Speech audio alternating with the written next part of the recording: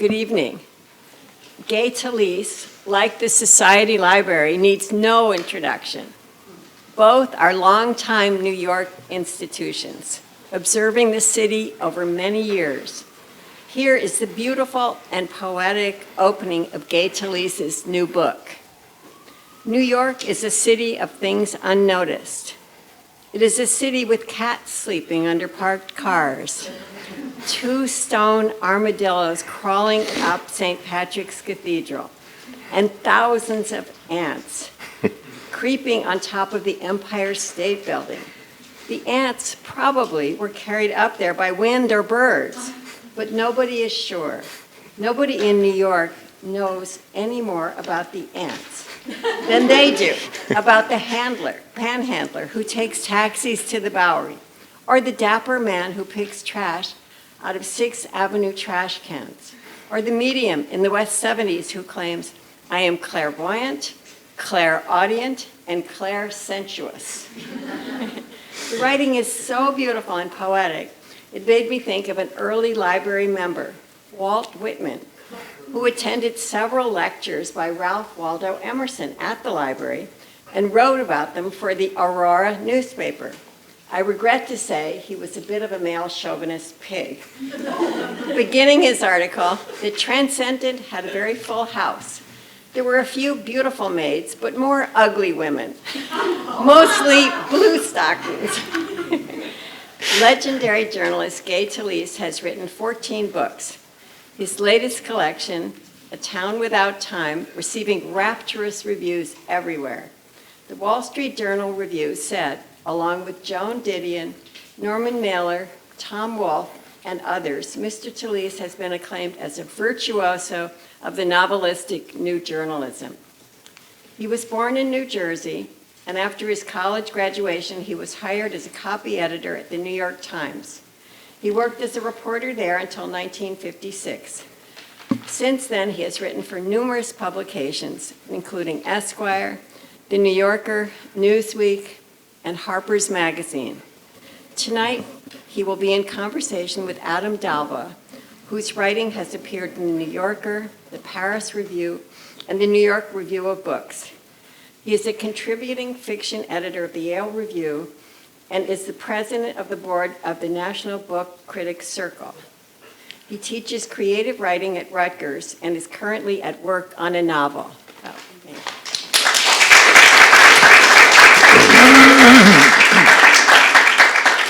Thank you. What a great introduction. And thank you for being with us tonight. I'll just start by very quickly saying what an honor this is for me. Gay Talese is not just, I think, one of the most influential journalists of the last century. I think he is one of the great writers of prose, and stylist par excellence. And if you've had the pleasure of having a meal, and I have once had a meal with you, you might understand why he's such a brilliant writer and journalist. I left afterward, and I was on the street, and I realized I had told him things I hadn't told my immediate family. And I thought, how did you do it? And I came home, and I was shocked, but you got me talking. But tonight, luckily, I get to ask a few questions, so we'll turn it a bit. And I thought I might start, because you read that beautiful section. This is a collection about New York, so I thought, since we're in this beautiful space and it's a beautiful New York day, to ask how New York influences your writing. I came from a very small town. Incidentally, I hope my voice is heard. If not, raise your hand, I'll repeat it. I came from a small town called Ocean City, New Jersey. It's near Atlantic City. It's a summer resort, and in the wintertime, the town really came to know one another because of the summertime. The vacationers, mostly from Philadelphia, enlarged the population from 4,000 to 65,000. So we, in the wintertime, got to know one another, and I got to know my people, my townsmen, because my mother had a dress shop. And that really was the beginning of my journalism career. The reason is I listened to my mother talk to her customers. My mother dealt with people, women, who were a little bit overweight and were middle-aged, and were the women who were married to the prominent people of the town, the Cadillac dealer, the mayor, superintendent of schools. and a surgeon, the leading surgeon of the town. And my mother could dress women who otherwise would not look so fetching. And as a boy after school, when I was 11, 12, 14 years old, I helped out in the store, putting paper in the boxes that she would later fill with one of the dresses she sold. But what was really meaningful about the experience of being a boy in the store, at my mother's store, I listened to the stories. It was during the war, beginning of 1944, 1945. The war was on, and when we were talking about rationing, or maybe some of the relatives that are in the military, or some of the experiences they had as being involved in a town during wartime. The stories were not major stories, they were not newsworthy. None of the stories get in the newspaper, and the reporters would never interview these kind of women, but they had stories to tell. And I thought I wanted to someday write about the sort of dialogue between my mother and the other women to whom she catered as their dress provider and also as their eavesdropper and their ear. I've learned about listening from my mother. Do not interrupt the dialogue. Sometimes let people stammer a bit and you realize what they're hesitant about. I go on and on, but my curiosity about people really was born in this store, my mother's store. I wasn't very smart in school. I didn't pay attention so well to the teachers as I did to fellow students. And the only thing I was good at was working as a high school correspondent for the town weekly, Ocean City Sentinel Ledger. And I was, at least, had some identity with myself as a young person, as the chronicler of the classroom to which I was not a prominent part. And later on, when I came of age to go to college, I couldn't get into any college within miles of my home. Tried to get into Rutgers, tried to get into Penn, tried to get to Penn State. No, none of them. My grades were that bad. And also the GIs were still in college then, so the colleges did not need substandard students such as myself to enlarge their role. But I did have, through my father, who was a tailor, some distinguished men. One of them was the surgeon in our town, Dr. Aldrich J. Crow, who was from Birmingham, Alabama, and who attended the University of Alabama. And so Dr. Crow, liking my father's suits more than liking me, but also said he could help get me in Alabama. He did, like that. I never heard of Alabama. My father didn't know where it was. But I was glad to go somewhere because it's embarrassing when your whole class, almost not your whole class, but most of your students, fellow students go to college, and I had nothing to do, and I wasn't going to be a tailor. I wasn't that good at sewing or good at sitting there all that time. Alabama was wonderful, 4 years, and I learned another part of America. I learned about white poverty, not the kind of poverty I saw, which is much more affluent than Alabama. I learned about racism firsthand. I learned about hypocrisy because Alabama was a racist state, but so was Ocean City, my hometown. And so what I discovered later on is New York to this day. But also the news was centered on the Deep South. And I saw another side to the Deep South. Yes, it was racist, but yes, it was open. And yes, some of the relationships between white and black people was fortified by the fact that they really knew one another. They lived next to one another. And they would go to restaurants. In those days, you didn't see black people, but you did see openness about society. While in Alabama, I met a fellow student named Jimmy Pinkston from Mississippi. And he knew I wanted to be a journalist because I worked on the college newspaper. And I also corresponded for the Birmingham Post-Herald as a college correspondent, similar to what I did in high school. Again, I wasn't a good student even in Alabama, and I wasn't a football player either. But I was pretty good at college correspondent. Am I talking too long? You're killing it. Okay. And in Alabama, I met this fellow. Said, "Gay, you want to be a journalist? When you get out, after you get out of here, why don't you go to New York and go see my cousin? My cousin is an editor." "Really?" "Yeah, he's the manager of the New York Times." "Really?" Name was Turner Cadledge. "Really?" So after I graduated from Alabama in June of 1953, I got home and saw my parents. I took a bus soon after to New York. I arrived at about 11 in the morning, 12 noon. And the New York Times building was just a block away from the bus station, 8th Avenue. The Times was then at 43rd Street, between 7th and 8th Avenue and Broadway. Unannounced, I walked into the New York Times, third floor newsroom. The reception had large portraits of the Sulzberger family, which owned the newspaper then and now. And behind the reception desk was an elderly man in a bow tie, white hair, very august figure. He said, "Good morning, young man." "Good morning, sir. I'm here to see Mr. Talese." "Oh, you are? Do you have an appointment?" "No, I don't, but I know his cousin." Oh. Well, Mr. Talese is a very busy man. You don't have an appointment. But just a moment, because he's impressed with the guy. He picks up the phone and he calls somebody. And about a few minutes later, a man comes out of the newsroom. "Good afternoon, young man. I'm Herb Andre. I'm Mr. Talese's executive secretary. I understand you here to see Mr. Talese?" Yes, I am, Mr. Andre. I'm a journalism student. I graduated from the Alabama journalism department. Oh, and I just wanted to have a career in journalism. I want to discuss it with Mr. Talese. "Oh, you do? Well, listen, Mr. Talese is a very busy man." "Yes, I know, sir. Very busy, but I can't give you more than 4 or 5 minutes. At 4 o'clock, he has a 4 o'clock meeting with his editors. If you come at 5:04, maybe 7:04, I'll slip you in for a few minutes, but that's all." "Okay, Mr. Andre."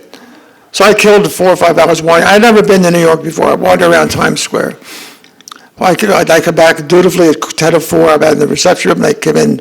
Andre came in, picked me up, took me to the newsroom. The newsroom in those days was remarkably big because it was open. There were rows and rows and rows and rows of people behind desks smoking, drinking. It was like a movie. It was front page. And it went the whole block. From 43rd Street to 44th Street was the newsroom. The last part of the newsroom overlooked Sardi's restaurant.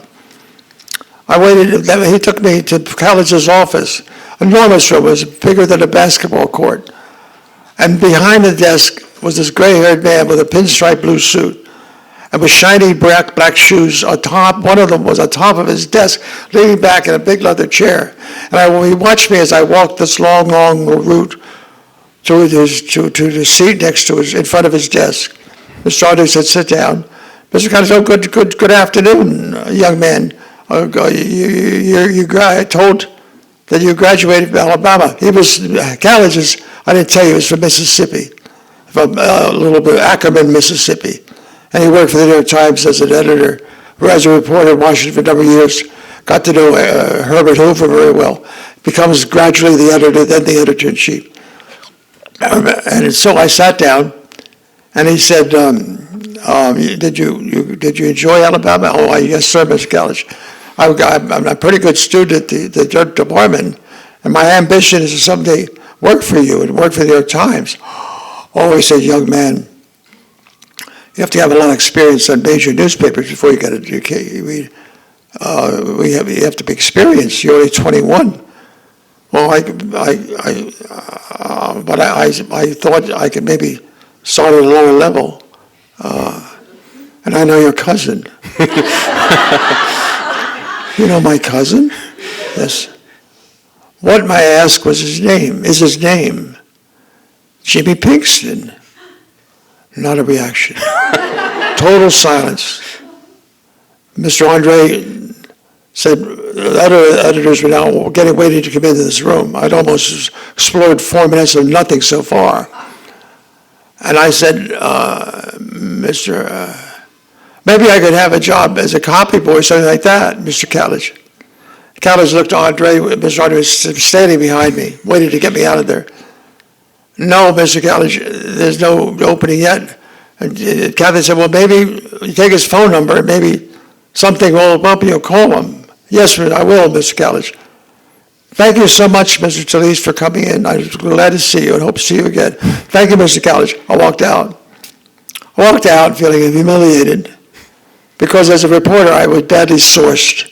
This stupid Jimmy Pinkston wasn't any more of a cousin than I was. Oh, in the South, everybody's your cousin. You're famous. I went home and called Jimmy Pinkston. "What a stupid thing you did for me. That's so embarrassing." "Oh, here's my cousin." "Well, forget about it." 2 weeks later, in my father's tailor shop. Phone rings, and we want to speak to Mr. Talese, a voice from New York said. I'm Mr. Talese, my father said. No, Gay Talese. Oh, I happen to be in the store. I picked up the phone. This is Mr. Andre. Are you still interested in a job as a copy boy or something like that? Yes, sir, Mr. Andre. You can come in. We have a job for you then. When can you come in? I can come in tomorrow. No, you can come in a few weeks, but we have a job for you. That's how I started the New York Times. The point was, as you could give every journalism student, show up. Mm-hmm. Don't use the phone. If there was Zooming, then don't Zoom. I mean, you just have to show up. And secondly, I think appearances matter. I was wearing one of my father's well-made suits. I was even wearing a hat in those days. At 21, I was wearing a fedora. I didn't look like some ordinary hobo off the sidewalks of Times Square, for sure. So I think that was part of it. I always think that you dress up for a story as a journalist. Journalists today don't dress up anymore. They're going to a tailgate party. But in my day, you always wore ties, suit, vest perhaps. I got a job as a copy boy. That started my career. That's a long answer to a silly question, isn't it? That was good, though. Mid-event applause. A rare treat. Even when you were speaking, I heard so much about what I love about your writing, which is every time a tertiary character came up in your anecdote, you would have a little detail about every single one of them. And when you forgot to give a detail, you went back and added it. And I wanted to know, we were talking outside, your writing often surprises me in the way that we'll be learning about how a bridge is built, or about Frank Sinatra, or about the kidnapping of a mob boss, or the blowing up of Dr. Bartha's townhouse on 62nd Street. And suddenly, you add the most shocking side detail about a character. For example, in the Dr. Bartha essay, which is in Mr. Talese's most recent book, suddenly we find out that a previous resident of the house is a flight attendant who had been on the hijacked airplane and redirected it to Lebanon, I think. So how do you have such a nose for the details of these tertiary characters and make them primary characters? Well, going back to my dear mother's store, I listened to ordinary people were my people, because I was ordinary myself, and so were my parents, in a way. They dressed well, but they were really ordinary below the clothing. When I take on a story, whether it's the bodyguards for gangsters, or the bridge builders of the Verrazzano, or Sinatra's supernumeraries, all the flunkies that hung around Frank Sinatra, which became my material. Mm-hmm. My sources were those people, not Sinatra, who would talk to me anyway. Yeah. I knew that the story of Dr. Bartha, which probably not many people have heard of, but some years ago on 62nd Street, 34 East 62nd Street, between Madison and Park, on the uptown side of the street, there used to be a townhouse, a brownstone, that was built in 1871.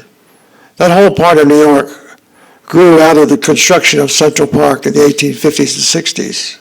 And all of the Upper East Side was part of the development of Central Park and drew people from downtown, from Herald Square, and before that from 14th Street, the lower area, to where the Dutch first settled the city. This brownstone was owned by a man who was born in Romania during World War II, Nicholas Bartha. And his parents, one of them, they were owning a gold mine in northern Romania. And when the Nazis came in, they took over this family's business, the gold mine, and they took over their home. And Dr. Bartha, who was only 14, 15 during that period, experienced what it was like under the Nazis and later under the Soviets. And he and his parents finally got out and went briefly to Italy, and later on came to settle in Long Island, in New York. The mother, who had once been a wealthy woman, became a hairdresser, and the father became a cook at the plaza. And the son, Nicholas Bartha, went back to Rome to go to medical school because he spoke Italian better than English at the time. He graduated from medical school and later joined his parents in Long Island. He took jobs like working for a watch company, libido tasks, until he completed his medical service. He was an intern for a while, and got a job as an emergency room doctor in hospitals in Manhattan, 2 or 3 at the same time, because he wanted to save money. He and his parents began to save money.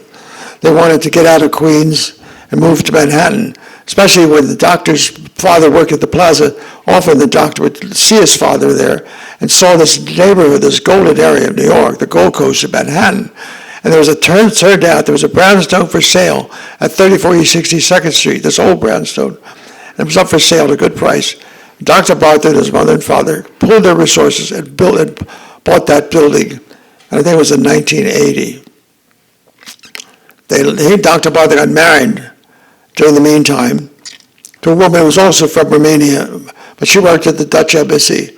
She spoke many languages, 5 languages, and one of them allowed her to be a secretary at the Dutch consulate in Manhattan. They had a bad marriage, 2 children, but it's still a bad marriage. And after 6 or 7 years, she wanted out. The doctor was doing nothing but working in the hospitals. He was never home, saving money, very frugal. They couldn't do anything because they had to save money to support his image of the lifestyle of 62nd Street. He devoted himself to paying off the bills of this house because he got such resounding satisfaction for living next to Ron Perlman across the street, who's still there, incidentally. In the divorce, the wife took him to court. She wanted him to sell the building, which was worth $8 million. She wanted her $4 million. He didn't want to give her $4. He was stubborn. He was resentful. He wasn't going to give up that building. His mother and father had lost their house in Romania, and then he wasn't going to lose this one. The parents were now dead. He lived there alone for 4 years. His daughters and wife disappeared. Went to live in Brooklyn. In 2006, the court ruled that he had to give up his house if he didn't pay $4 million. He had a good lawyer, but he still lost the case. And rather than give up the building, which he had to, and move, as the sheriff ordered him evicted, he filled the building with gas and blew it up, and himself as well. This was big news in 2006. Front page of every newspaper and the follow-up stories. I bet hardly anyone remembers this story, unless you do. Thank you, one lady. Thank you very much. Oh, our hostess, one of the mostest is here. I watched, and I didn't know Dr. Bartlett, but I live a block away. I live at 61st Street. I passed him, no doubt, but I didn't know anything about him. After he blew up the building, for the next 10 years, that's that spot, 34 East 66, which is next to the Cumberland House on one side and the Lakes Club on the other. There was a 120-foot lot. There's a chain link fence around the lot. In the evening, bums would sleep there. Rats would crawl around there. The garbage was thrown into there. But it had a chain link fence. It was one of several thousand empty lots in New York. So frequently, I'm passing there on my way to Madison Avenue or Park Avenue, walking around. I see this lot. I thought, how come for 10 years this is still empty lot in this very affluent part of Manhattan? And then I went to the downtown to do some research at the buildings office, and I found out the history of that plot of land. If you know the lot and block number, you know the history of that plot of land, no matter where it is. And I found out that piece of land during the colonial period was owned by a printer who was a printer in New York who had been trained by Benjamin Franklin. And that it used to be farmland during the period of the Dutch. And I got to know from this first printer who used it as farmland, because that part of New York was, above 14th Street was pretty much farm wasteland. Indian trails were still there during the colonial New York period. Anyway, I followed this story from the man who was a printer to the other, whoever followed. I looked at the story of all the people who lived at that plot of land, thinking that rat-infested lot down with this chain link fence had a history. Like you could dig into the soil and you got to know something of the ancient history of a single lot in this town of millions of lots, thousands of lots. And there was, on that lot finally was a building built in 1871 that became a brownstone to several people, including the notorious Dr. Nicholas Bartha, who destroyed the building in a moment of anger and pique at his wife, his divorced wife. God, then how do I find out Nicholas Bartha? I went to the emergency, I checked the emergency room of doctors who knew him, and one of them loved him, and it was a young doctor who worked under him. And he told me a lot about him. He told me other doctors who knew Dr. Bartha. That started my research, not only to the people who knew Dr. Bartha, but the people who lived in that building, because I had checked the real estate agents, and I knew from the time of the 1930s and 40s and 50s and 60s on to the present time, who lived there. And some of them were still alive. I looked them all up, including this airline stewardess who was hijacked in a flight from, she worked for Air France in those days. So it was just, Adam, it was just research, which I love to do. Everybody has a story, whether they're renting rooms in what would be the Dr. Bartha mansion, whether they were farmers on their plot of land, feeding cows or whatever they were doing. It's research. It's the best part for me of being a researching writer, because through research I get to know what I don't get to know from books. My history of New York was mostly verbal, audio. I hear people talk about their parents or their grandparents who lived in New York. I find those stories that otherwise would not be told are the very people I want to identify my work with. I want to feel that people I'm talking to have never been interviewed before. People I'm talking to would not be known were I not written about them in a memorable way. I always judge about whether they're good enough to be newsworthy enough to have an obituary. I later wrote about an obituary writer named Alden Whitman. I made him famous. He wrote a book. He went on Johnny Carson's show after I wrote about him. But Alden Whitman wrote about people that the New York Times determined were newsworthy. They had done something that made them worthy of being in the newspaper. I wonder whether people who never were in the newspaper, and I would get them into the newspaper because I became the chronicler of, or the creator of their little lives, and made their little lives bigger through the print. That's what I wanted to do. As I look at you now, 93 years of age, I think that if I leave anything behind myself as a writer, I hope it's a book or two, but if it's not, it's one thing. I wrote about the man who built the Verrazano Bridge.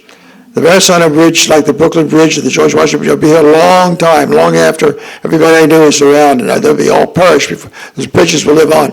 And I left the names of all the people who put the steel together, the bridges, the bolts, and that's one thing I contributed to the history of New York.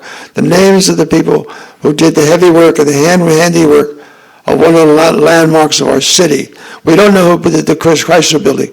We don't know who put the bricks of the Empire State Building. We don't know who put the Brooklyn Bridge. We know the designer. There's a book about that, but we don't know who actually did the work. The Verrazano Bridge, thank you to me, and now you know. Thank you. And I think we're talking too much. I would never, no, please keep going. This is great. And you're making my job very easy. I love that bridge book. I think it's spectacular. And you have this line in it that really stood out to me about, it opens with all the people who are invited to the opening.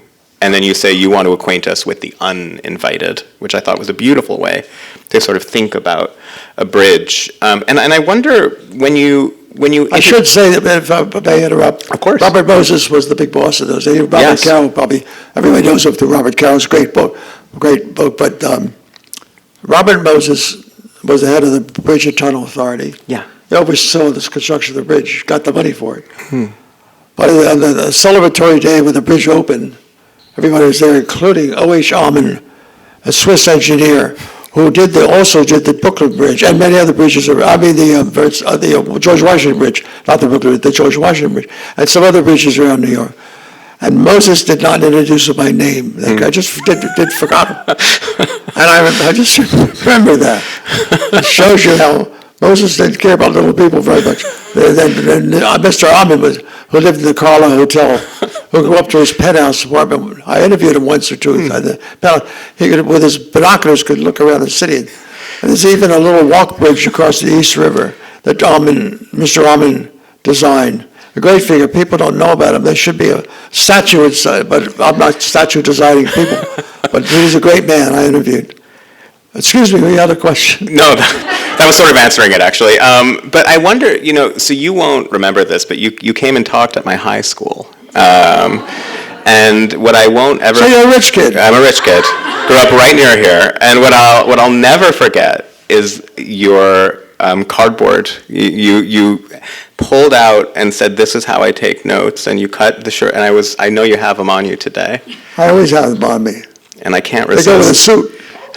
And I wonder if you might talk, because you don't use a tape recorder, but you obviously have a photographic memory. I don't know if you can see this. Yeah, we can. The pieces of cardboard, they're cut from a shirt board. When you go to the laundry, they bring back shirts. So you have a piece of cardboard, but people throw it away. It's just trash to them. Not trash to me. I take a scissor, I cut the cardboard, 5 parts. I round it off with a scissor. It fits in my pocket. And when I'm interviewing people, I don't interview them in front of them. I just want to get to know them. I'm not so interested in what they tell me. I'm interested in how they think, how they appear. And I want the background. I want to be a scenic writer. My origins as a young student were, in addition to the dress shop I mentioned, my mother, I did read fiction. I'm not sure I read great fiction. I read trash fiction. When I was in high school, I read a novelist none of you heard of, named Frank Yerby. No one heard of Frank Yerby. He's a best-selling writer. He's actually a black man who lived in Spain. He wrote romantic novels. There was always a little bit of sex, as defined in those days, the 1950s, sex, but it was a little bit blushy in our Catholic Church because the bishop, the priest was always telling us what we could not read because it was obscene, filthy, sinful. I was attracted to filthy, sinful. And Frank Yerby was my first porno writer. Later on, I read a little more literary people. And I like the style of the fiction writer. Storytelling, dialogue, scene setting, interior monologue, how people are thinking, what they're thinking. When I interview people, I always ask them, what were you thinking when you did such and such? What were you thinking? What were you thinking? What were you thinking? And when I later read they were thinking such and such, one time a critic said, how the hell do you know what people are thinking? I asked them, I told them. Simple. Shocked. Being with the person when you're interviewing, first step is to get them to trust you. You're knocking on the door. You're a stranger. You want the door to be open. They open the door. They look at you like Turner Callis looked at me and saw me with a suit. I'm sure that's how I became a copy boy. Showing up. Appearances matter. Looking good. Respectful. Sorry, the store people, they learn manners, how to treat a customer. A customer is your source of information, your source of income if you're a store owner. Learn how to treat people properly. Good manners is so important, and I was a practitioner from the time of a boy of good manners. I learned it from my mother and my father. You're hanging out with people. What you're doing originally before you start interviewing, or you're hanging out with people to get them to know you and make you feel comfortable with you. You become a partner they become a partner in your prose. You're hanging out with them like it's like going on a date. First, you just don't want to be probing, but you want to be gradually establish a comfortable relationship. At some point, when I know that I'm on my way to wanting to record something because it's worth recording, in my private moments, I will take out these cards and write something down. I might do it whenever the person's not there, or when I'm in the bathroom or somewhere else, taking a break during dinner, maybe I'll go to the bathroom, write something down. When I was interviewing Frank Sinatra, I wasn't interviewing him, I was just writing about the scene. And whenever Frank Sinatra, if you read the pieces, there's a scene in the pool room. He gets angry with some kid he sees abusing this kid in the pool room. I love that scene. I went to the bathroom and wrote some stuff, some dialogue I heard. Later at night, no matter whether I'm out of town or in town, after I spend the day with the person I'm hoping to write about, I go to my typewriter before I go to bed, and write the whole day, everything that I saw and remembered. If I don't think I'm confident in remembering correctly, the next day call the person. Said, you know, when you were arguing with Frank Sinatra at the pool room in Los Angeles that night, I heard you say something. Yes, that's right. Did you say this? I also said this. Oh, I forgot. I write that down. Also, his name is Holland Ellison. Did you think Frank Sinatra was going to hit you on the head? Or no. You think he was to throw a drink at you? No, he doesn't have the nerve. He's a brash little kid. And I got I used the serial monologue. Holland Ellison wasn't worried that Sinatra was good. Whatever it was. Writing is the most important part. It's the hardest part. But before you can write, after you cease interviewing people, doing an outline is like, I believe, years later, my wife, Gay Talese, published a book by Eleanor Coppola on the making of Apocalypse Now, or Francis Coppola's movie. And she wrote a book called Notes about the making of Apocalypse Now.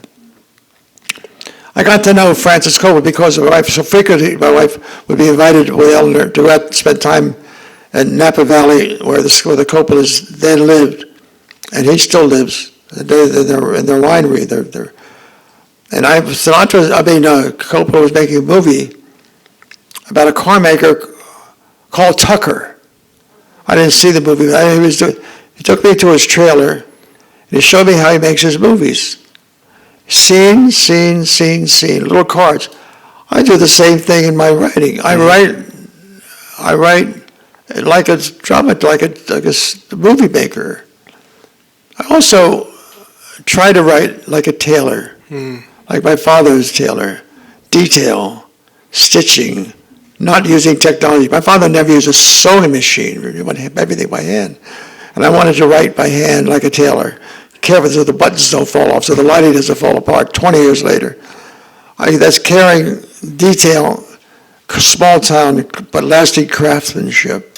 Craftsmanship, that's a key word in my life. There was a question, but I forgot to answer it. Well, I'll follow up. I think you did answer it again. I actually did want to ask a little more about your style. Are we having too much? Are we taking too much time? I think we're good for a little. How are we, Janet? What do you think? We can ask. How much more time? We have time. I'll ask you one or two more, and then we'll let the audience. No, I'm going to have it. Okay. Right. Okay.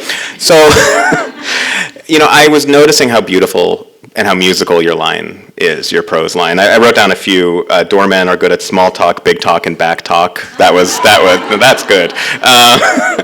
And I wanted to ask, I think you're an extremely innovative writer.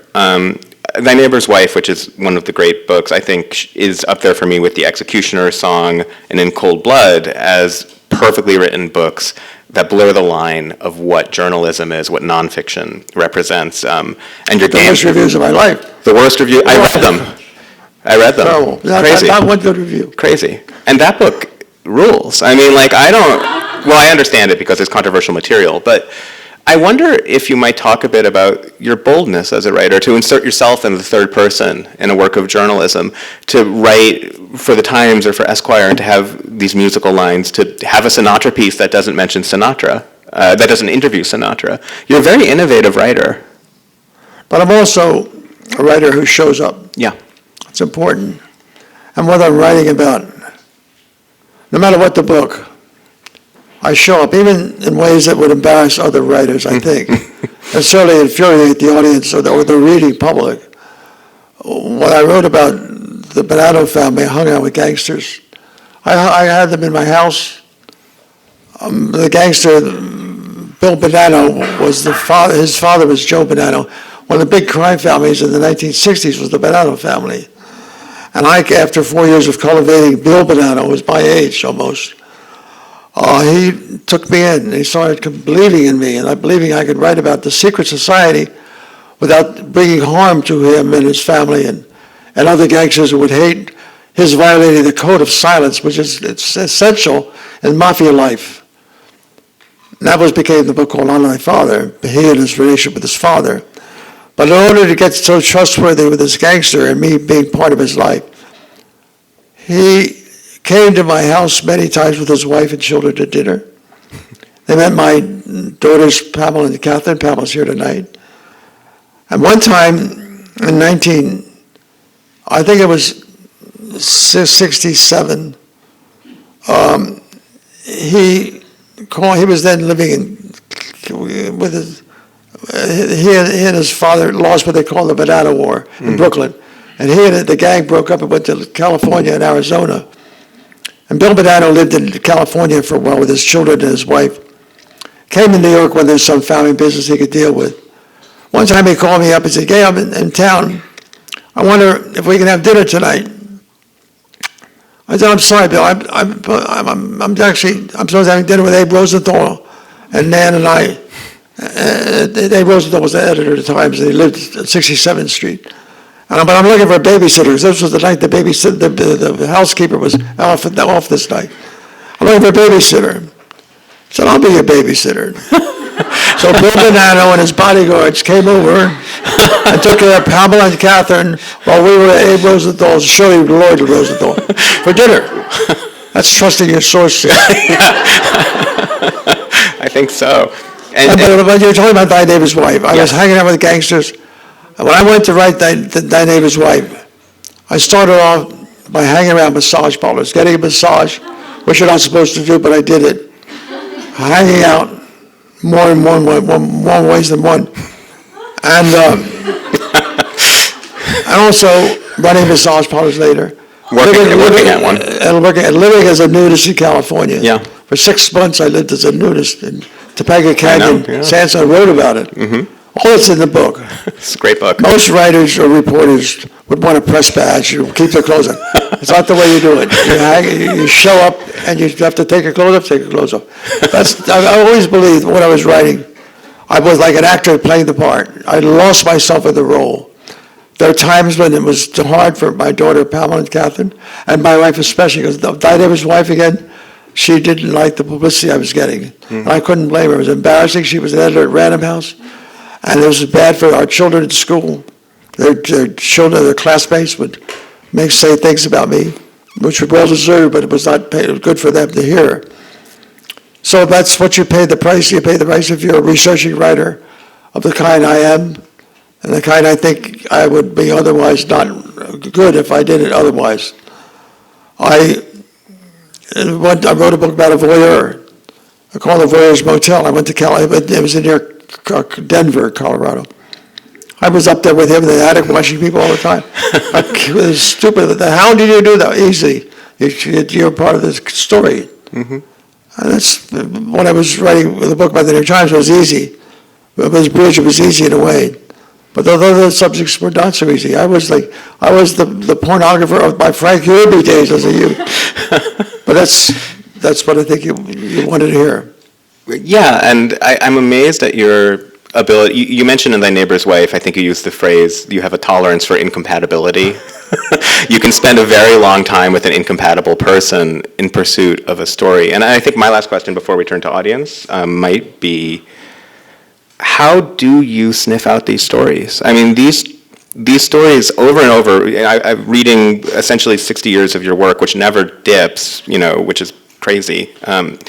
Over and over, I'm shocked by what you choose to write about, and I'm shocked by how interested I am in it. You seem to have a every unique day nose. I see stories, like I saw an empty lot for 10 years. What is that doing there? I mean, like today, or the other day, I'm reading the New York Times about the Pope's funeral. Mm-hmm.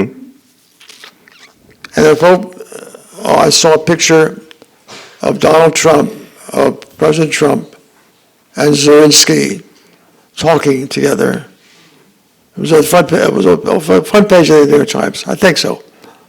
And I saw two chairs. I saw in the background a clergyman, a Monsignor in a red sash on his, a rather deep background. First thing I thought, who in the hell put those chairs there? Now, how did that happen? Now, Zelensky was there for 15 minutes. So the Times said 15 minutes. Okay. They had this chance meeting, or was it a chance meeting? Someone had put the chair there before. Those chairs were like this, but they were gold. The thing was prearranged. Who did the rearranging? Now, the reporter that covered that, there's 6 reporters covered the names. No one thought to do that. You're right. I thought, what kind of reporting is it? Well, that's a weird way of thinking. Who put the chairs there? Yeah. Should we go to audience? Would you like? Yes, great. Thank you. We're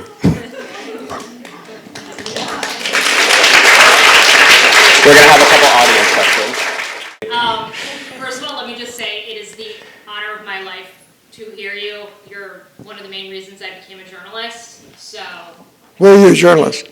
It's a hard job to get these days. Funny you ask. I was just laid off 2 days ago. But okay, I'm still a journalist. Yes. But that's actually my question. We've seen so many changes, and over the course of your career, of course, you've seen so many changes in the industry. And I feel like in the last even 2 decades, the industry's become incredibly polarizing for viewers and readers and consumers of news. What is your greatest concern as a journalist and a writer in this industry? I don't want to look at the watch, but I have to do this succinctly. My greatest concern as a journalist. Journalists today only see one side of a story. Just as the nation is polarized, the journalist community is the same. We see this side and not that side. Maybe because I grew up as the son of an Italian-born tailor who during World War II had brothers fighting on the wrong side of the war. Italians, and he was in the Mussolini's army. I grew up seeing different sides. Today, I don't want to be kicked out of this room, but I see Putin's side of the war. Putin and the Russian people have a side of the war that doesn't get even attention on television or the newspapers, even the New York Times. I always saw Gaddafi's side of the war. I saw Syria's side of the war. I saw Saddam Hussein. I see the president of North Korea, his side. I see the Palestinian side. So I couldn't have a job today. I couldn't write freely for a newspaper, or I could get a job on television as a journalist, because I would be interested in not only who put the chairs there, but I want to know how the other side sees the event as newsworthy. It's hard to stay in journalism today if you don't have a name. But it's harder now to have a name than when I was a journalist at 27 years old. Part of the blame, I don't want to be too technical, but the tape recorder killed it. Because it took away the questioner, the answer, the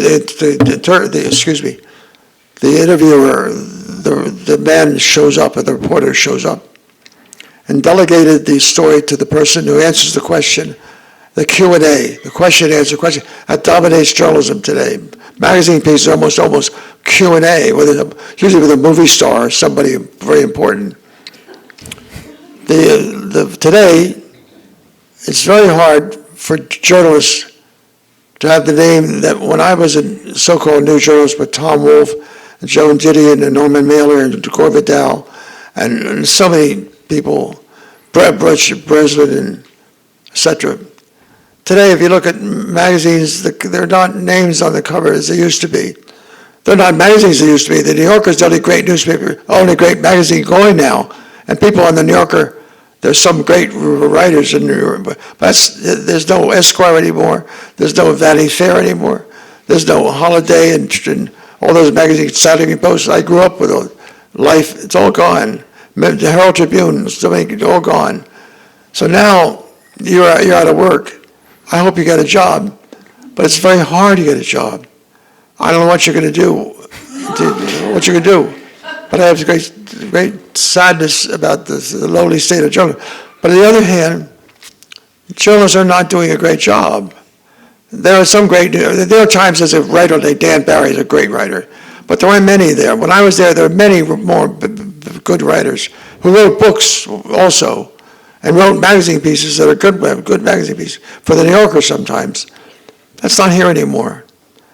I think that you see sometimes on the cover of the New York Times 2 bylines, Maggie Haberman and Peter Baker, for example. Who did the writing? Well, someone did the research.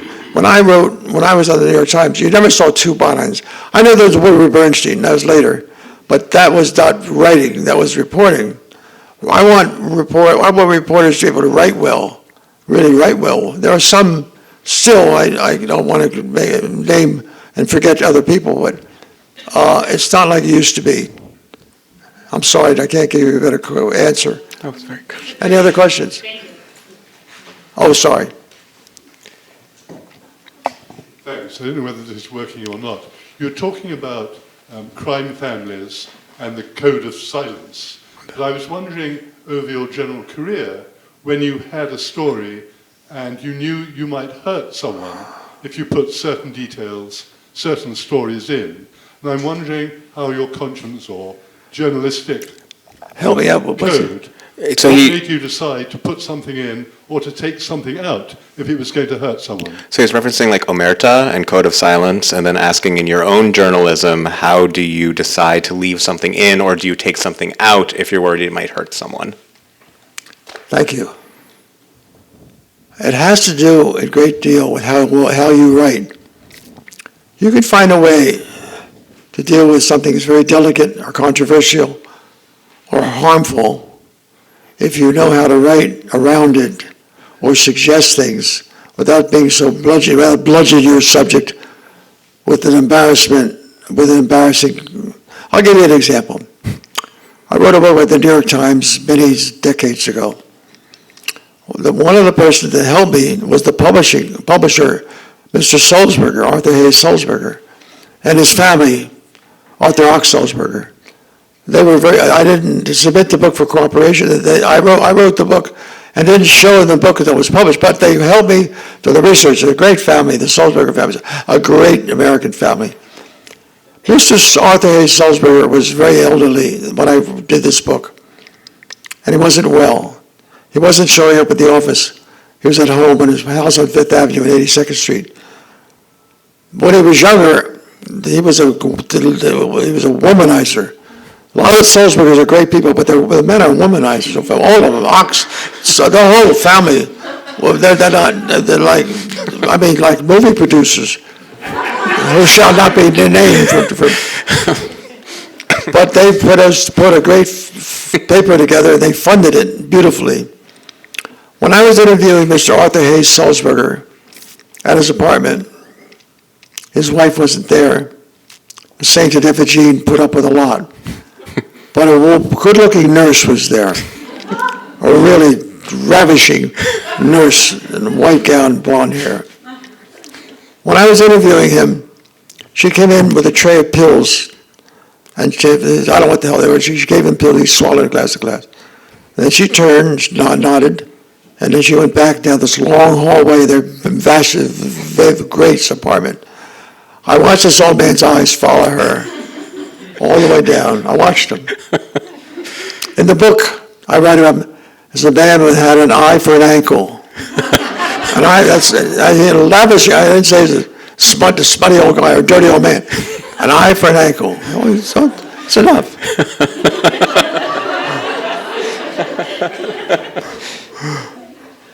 Maybe one more question? I see somebody in. Hi, my question is, why did Frank Sinatra let you hang around? I'll repeat it. Wasn't interviewed, didn't want to be interviewed, assuming you asked for an interview. Why did Frank Sinatra let you hang around? Well, Not be interviewed. at And not be first he didn't interviewed. want me there, and he tried, he through his lawyer and his press agent, offered, if he had a cold, we know that. But he also had an aversion to more publicity. He was getting too much publicity. He was 50 years old that year. He was dating Mae Farrell, who was 20 when he was 50. He had a bad experience with CBS. The producer, Dwight Hamian, and the man himself, Walter Cronkite, had him on television a week before I arrived to interview him. I thought it was arranged by Esquire, and Esquire said, he says, "Oh, Frank wants to talk, we'll talk to you." That was true at the time, but later on, a week later, wasn't the truth, because Sinatra had changed his mind. And in that Cronkite's interview was offended Sinatra because they were not supposed to ask him about the mafia, and Don Hewitt wanted Sinatra to answer the question, "Frank, what about those people you know in the organized crime?" Sinatra blew up, hated it, and almost stopped the interview right there. When I got out to L.A., I called up the press agent. "I'm here. How's Frank's cold?" "Frank's cold is not so good, but you're not in such a good time. You're not a good time for you now, I'm sorry to say. Frank is a little miffed and suspicious." The only reason, his lawyer said the only reason he'll discuss it with you if he could see the article, if you let him see the article first. I said to Mr. Mahoney, his president, "Mr. Jim Mahoney, I can't do that. The time I can't do it. That's right. I can't do that." "Well, then maybe you should go home back to New York and we'll pay your way back." "I don't know, Mr. Mahoney. Let me talk to my editor." The editor is Harold Hayes of Esquire. So I went downstairs to use the payphone because I was afraid my phone might be tapped in the room. So I called Hayes, and he said, "Oh, you can stay out there if you want, or you come back. I'd rather you stay out there." I said, "I can stay out here." I said, because he won't talk to me, but I do know, I do have some friends out here. I've been out to L.A. before, once to do Natalie Wood for Esquire. It didn't work out, but I was there. I knew people.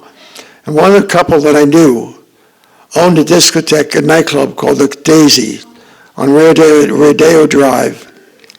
Jack Hansen and Sally Hansen were friends of mine from previous visits. Sally Hansen designed Jack's pants for women. JAX was the first pants designed exclusively for women. The zipper was in the back, wasn't on the front or the side. And she made a fortune. And Jack and Sally were very rich. They had this little supper club on Rodeo Drive. At night, all the Hollywood stars would be there, including Sinatra and Mia Farrow. When I heard that they wanted to get me out of town, I went to see Sally Hansen. She had the phone numbers of a lot of people in Hollywood that knew Sinatra. I talked to all of those people. I didn't need Sinatra because I was good at talking to nobodies. A lot of people were nobodies, and they were very articulate about being nobody with Sinatra. And I got the whole story without Sinatra in a way. And it was great because if I talked to Sinatra, what could he ask? What could I ask him that he hasn't answered in his 40 years of being a superstar? He had been answering questions in 1940, and this was 1965. And I thought, and when I hung around, his agent said, "Why are you still in town? Why are you talking to Frank's friends?" I said, "Well, I'm just talking because I can't see Frank Sinatra." He said, "How long are you going to be here?" I said, "I don't know." He couldn't kick me out. Sinatra's lawyer couldn't evict me. So I stayed on. When I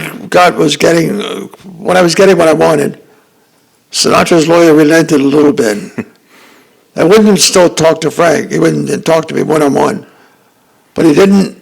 I wanted to go out to a prize fight in Las Vegas 2 weeks after I arrived in L.A., and I knew Floyd Patterson. He was fighting Muhammad Ali. I knew Sinatra was going to be there. And so I went to the fight, and Sinatra saw me, but he didn't kick me out. He didn't try to kick me out. He allowed me. I realized that as long as I didn't bother him, he wouldn't bother me. And that's how I wrote that piece. One more thing, though. When I came back to New York after 30 days in Los Angeles, staying at the Beverly Wilshire Hotel, and running up a very high expense account, which today no one would do. They want me to have a tape recorder, and if I didn't get a tape recorder, the Q&A would be no story. And they wouldn't put me on a long flight to L.A. with those hotel expenses either. But those days was different. And those days, furthermore, after I came back from New York, I knew somebody who ran a saloon called Jilly. Jilly was a Frank Sinatra friend. Jilly was a saloon on East 50-something Street. I said, Jilly, can I go see Frank Sinatra's mother and father who lives somewhere in New Jersey, not Hoboken, but somewhere else near Hoboken. Fort Lee, I think it was. And Jilly said, let me call. They said, yes, I could go over. I went over to talk to him. And I think Sinatra said, okay, he can do it. I don't know. I never knew. But I talked to his mother and father. I got great stuff from them. And I got some great stuff from his son who was singing in a nightclub on the East 50s, Frank Sinatra Jr. So that was a piece. I kind of wrote around it. But I think Sinatra didn't want it. Just as long as I didn't bother him, it's okay. When the piece came out, I mean, it wasn't a great success. Today, 93, I'm remembering fully, I wrote Frank Sinatra's quote. That's what, they don't know. When I died, people won't even know I wrote it. I wrote a magazine piece. But when I published that piece, it wasn't well known. Sinatra I never knew if he read it. I didn't know if it was my best piece. I wrote a lot of pieces I loved more than Sinatra, but that's beside the point. This is the one piece that sort of stuck with me and got stuck on me. Why? I think because journalists appreciated that I wrote around the main character. And anybody can do that if you're willing to talk to nobodies who was around somebody. Somebody put those two chairs, and that somebody could, there's a story there, and it's never going to be written, except if I wanted to go to Rome and do it. Sometimes, though, you do go make long trips and it doesn't work out. I once wrote about a Chinese woman soccer player. In 1999, we had what was called the World Cup. The women's soccer players, China played the women's soccer players of America, Mia Hamm, in the Rose Bowl in Pasadena. 90,000 people attended that Rose Bowl event, the Super Bowl of women's soccer. One woman missed a field penalty kick, Chinese woman. I wanted to write about her because it was the 50th anniversary of the Communist Revolution. Mao took over China in 1949. It was 1959, 1999, 50 years. I wanted to see how women were doing in China. And I thought that woman who had missed a kick in front of 90,000 people had to now go back to face a country with 2 billion people. Half the population, 20% of the population are Chinese in the world. How's a little girl miss a kick? I spent 6 months in China trying to talk to her through an interpreter. I wrote a wonderful piece. It was in the writer's life, but I couldn't sell it to anybody.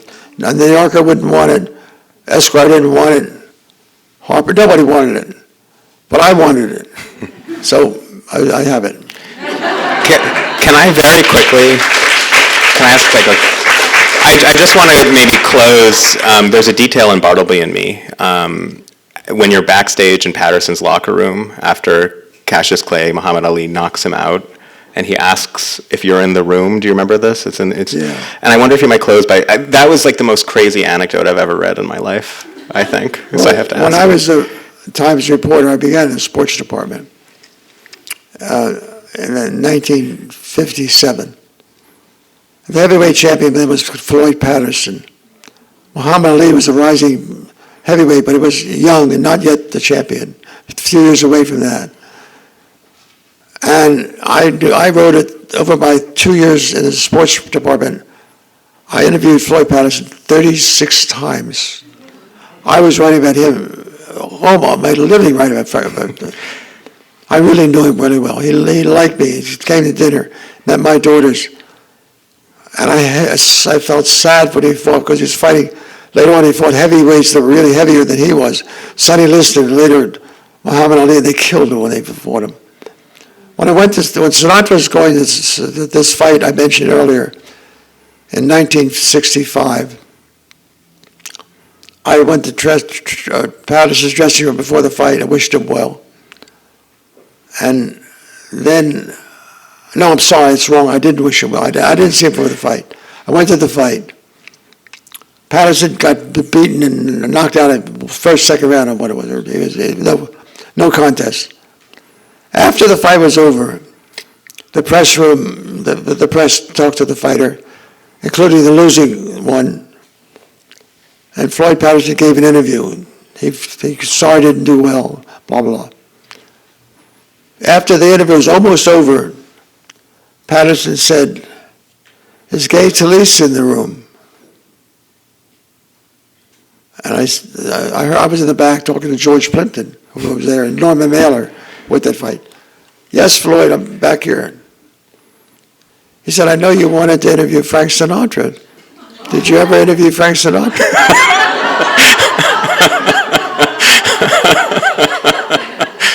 Thank you. No, Floyd, I did not. Thank you so much.